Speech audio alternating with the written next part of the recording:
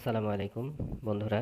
আমরা যারা ফাইবারে কাজ করি তাদেরকে আসলে ফাইবারে লং টাইম অ্যাক্টিভ থাকতে হয়। বিশেষ করে ফাইবারে যখন বায়াররা সার্চ করে তখন অনলাইন সেলার অপশনটা যখন চালু করে সার্চ করে তখন আমরা অফলাইনে থাকলে আসলে আমাদেরকে শো করে না। তো আমাদের সেজন্য বেশি বেশি সময় অ্যাক্টিভ থাকতে হয়। কিন্তু একজন মানুষের পক্ষে কিভাবে 24 ঘন্টা বা বেশি বেশি সময় অ্যাক্টিভ থাকা সম্ভব, এরকম কি কোনো উপায় আছে? হ্যাঁ বন্ধুরা, আছে, নিশ্চয়ই আছে। তো আসলে আমরা গুগল প্লে স্টোরে অনেকগুলো অ্যাপস পাই যেগুলো আসলে একটা নির্দিষ্ট ইন্টারভ্যাল নিয়ে যখন ফাইবার অ্যাপস বা হচ্ছে ট্যাবকে রিফ্রেশ করে তখন ওই ট্যাবের অনেক সমস্যা হয়ে যায়, অর্থাৎ ফাইবার অ্যাকাউন্ট ব্যান্ড হয়ে যায়। তো এরকম সমস্যাগুলো হয় বলে আসলে তার বিকল্প হিসেবে জেগে থাকা, বিশেষ করে সারা রাত জেগে থাকা বা সারা দিনের মধ্যে ম্যাক্সিমাম টাইম অ্যাক্টিভ থাকা, এটা খুবই কঠিন কাজ। সেজন্য আমি আজকে আপনাদের সামনে এমন একটা ট্যাব এক্সটেনশন নিয়ে আসছি যেটা শেয়ার করলে আপনারা মূলত 24 ঘন্টাই যদি চান তাহলে 24 ঘন্টাই অ্যাক্টিভ থাকতে পারবেন। আপনার পেজটা অটোমেটিক নির্দিষ্ট সময়ে রিফ্রেশ হবে, যেমনটা দেখতে পাচ্ছেন আমার স্ক্রিনে একটা টাইমার শো করছে। এই যে আর 20 সেকেন্ড পরে বা 19 সেকেন্ড পরে এটা অটো রিফ্রেশ নেবে।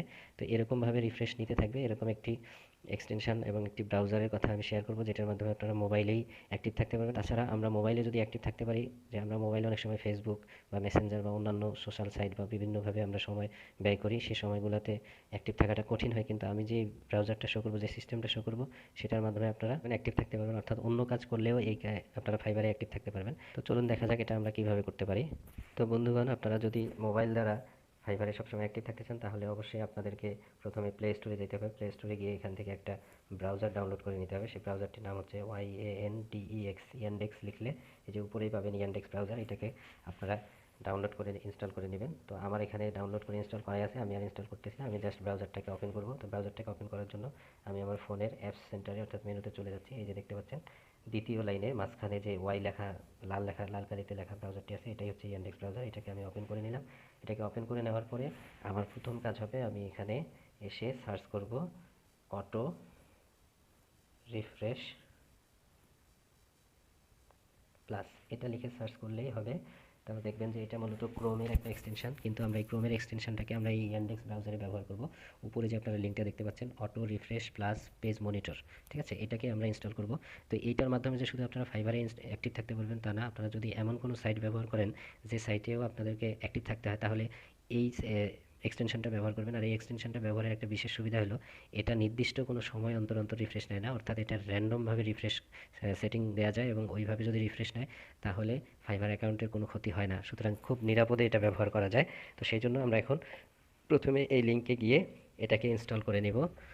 আর আমার এই ভিডিও ডিসক্রিপশনেও এই অটো রিফ্রেশ প্লাস ডাউনলোড করার লিঙ্কটা আমি দিয়ে দিয়েছি, আপনারা ওখান থেকেও ইনস্টল করে নিতে পারবেন। তো এখানে আসার পরে উপরে ডান দিকে দেখেন অ্যাড টু ক্রোম করে নেব, ঠিক আছে। অ্যাড টু ক্রোমে দেওয়ার পরে এখানে নোটিফিকেশন আসবে, আমাদেরকে অ্যাড এক্সটেনশনে ক্লিক করতে হবে। অ্যাড এক্সটেনশনে ক্লিক করার পর একটু অপেক্ষা করতে হবে। এই তো অলরেডি এটা ইনস্টল হয়ে গেছে ব্রাউজারের সাথে। এখন এখানে কিছু সেটআপের কাজ আছে। তো সেটআপটা যেহেতু এটা মোবাইল ব্রাউজার এবং মোবাইল ভিউতে আসছে, এই জন্য ডান দিকে কিছু অংশ দেখা যাচ্ছে না, সেই জন্য আমাদেরকে একটু মেকানিজম করে নিতে হবে। সেটা হচ্ছে নিচে যে আপনারা থ্রি ডট দেখতে পাচ্ছেন ডান দিকে, এইখানে টাচ করে আপনাদেরকে এটাকে ডেস্কটপ ভার্সন করে নিতে হবে। তো ডেস্কটপ ভার্সন করে নিলে সম্পূর্ণটাই কম্পিউটারের মতো করে শো করবে। এবং সেই ক্ষেত্রে আমাদেরকে এই যে এখানে এই অপশনটাতে দেখেন মাঝখানে যেটা রয়েছে control the location of the visual timer. আমাদের এই ব্রাউজারের মাঝখানে আপনারা দেখেছিলেন শুরুতে আমারটার মাঝখানে টাইমার ছিল। তো এখানে দেওয়া আছে টপ রাইট, বাট আমি এই টপ রাইট অংশটাকে সেন্টার করে দেবো, তাহলে মাঝখানে শো করবে। এটা সিলেক্ট হয়ে গেলে এখানে আমাদের আর কাজ নাই। এখন কাজ হচ্ছে আমাদের ফাইবারের ব্রাউজারে আগে যাওয়া, ফাইবারের ওপেন করা।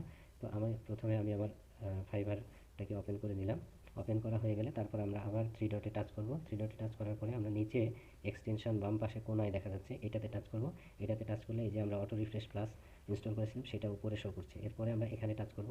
এখানে টাচ করা হলে এখানে আমাদের কিছু সেটআপ আছে। এখানে টাইম সেটআপের দুইটা অপশন আছে। একটা হচ্ছে টাইম ইন্টারভাল, নির্দিষ্ট সময় অন্তর অন্তর করা যায়, যে 5 সেকেন্ড, 10 সেকেন্ড, 15 সেকেন্ড। তো আমরা যদি এরকম দেই তাহলে দেখা যাবে কি নির্দিষ্ট সময় অন্তর অন্তর প্রতিবার রিফ্রেশ নেবে। তখন ফাইবার বুঝে যাবে যে এটা রোবোটিক সিস্টেমে চলছে, অর্থাৎ কোনো অটো রিফ্রেশার বা অটো রিলোডার ব্যবহার করা হচ্ছে। তখন ফাইবার ওই অ্যাকাউন্টটাকে ব্যান্ড করে দেয়। সেজন্য আমরা ওইটা ব্যবহার করবো না, আমরা ব্যবহার করবো র্যান্ডম ইন্টারভাল। আমরা এইটাকে সিলেক্ট করলাম, ঠিক আছে। এটা সিলেক্ট করা হওয়ার পরে তার নিচে এই যে আপনারা টাইম দেখতে পাচ্ছেন, এই টাইমের জায়গাটাকে খেয়াল করবেন। এখানে টাইম দেওয়া আছে মিনিট এবং একটা ঘর আছে, ঘরের মধ্যে কিছু লেখার অপশন আছে, তার পাশে আছে সেকেন্ড এবং এখানে আছে 30, ঠিক আছে। তো আমাদেরকে অ্যাকচুয়ালি এখানে মিনিটকে সেকেন্ডে কনভার্ট করতে হবে। তো আমাদের সবচেয়ে নিরাপদ সময় হলো 2 মিনিট। 2 মিনিট অর্থাৎ 120 সেকেন্ড। তাহলে প্রথম ঘরে আমরা মিনিমাম 120 সেকেন্ড দেবো। আর পরের ঘরে আমরা দেবো 5 মিনিট 300 সেকেন্ড। তবে আপনারা আমি নিজে 60 থেকে 180 সেকেন্ড দিয়েও টেস্ট করে বহুদিন ব্যবহার করে দেখেছি, আমার কোনো সমস্যা হয়নি। তবে আমি সেই পরামর্শ দিব না, আপনাদের পরামর্শ দিচ্ছি আপনারা 120 সেকেন্ড থেকে 300 সেকেন্ড দেবেন। এরপরে আপনারা এই show visual timer on the web page, যে ডান দিকে নিউ লেখাটা আছে এইটাতেই চেক মার্ক করে দিবেন, তাহলে আপনাদের টাইমারটা মাঝখানে শো করবে। এই সেটআপটা হয়ে গেলে এবার স্টার্টে, উপরে স্টার্টে টাচ করে দিলে এটা অ্যালাউ চাইবে, অ্যালাউ করে দিলেন, তো এটা স্টার্ট হয়ে গেছে। দেখেন এবার স্টপ লাল লেখা দেখাচ্ছে, তো আবার চাপ দিলে এটা বন্ধ হয়ে যাবে। আবার নিচে ডান দিকে দেখেন, এখানে অ্যাক্টিভ স্ট্যাটাস, অ্যাক্টিভ ট্যাবস 1, অর্থাৎ একটা ট্যাব অ্যাক্টিভ আছে, সেই ট্যাবটাই হচ্ছে ফাইবারের এই ট্যাবটা। এই যে দেখেন এখানে টাইমার শো করতেছে, অর্থাৎ এখন শুরু হয়েছে এবং অ্যাক্টিভ হয়ে গেছে। ঠিক আছে, তো এইভাবে আপনারা যখন ঘুমাবেন, ঘুমানোর আগে এটা সেট আপ করে দিয়ে আপনারা ঘুমিয়ে পড়লেন, এবং যখন আপনারা ঘুম থেকে উঠলেন বা যখন আসলে আপনারা ম্যানুয়ালি থাকবেন তখন এইটা ব্যবহার করবেন না।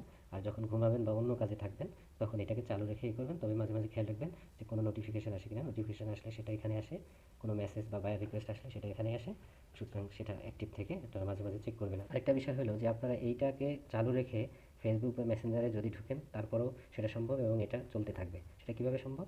আপনারা এই অবস্থায়, আমার এখানে ফোনে স্প্লিট স্ক্রিন একটা অপশন আছে, সেই স্প্লিট স্ক্রিনটা আমি এখানে সেট আপ করে রেখেছি, যে আমার যে বাম পাশে যে বাটনটা আছে এটাতে আমি চাপ দিয়ে ধরলে এটা উপরে চলে যাবে এবং এটা উপরে অ্যাক্টিভ থেকে যাবে। তারপরে আমি ধরেন ফেসবুকে ঢুকলাম, ফেসবুকে ঘোরাঘুরি করছি, ওই যে দেখেন উপরে ওইটা চলছে, নিচে আমার ফেসবুক চলছে। আমি চাইলে এই স্ক্রিনটাকে কম বেশি করে নিতে পারি।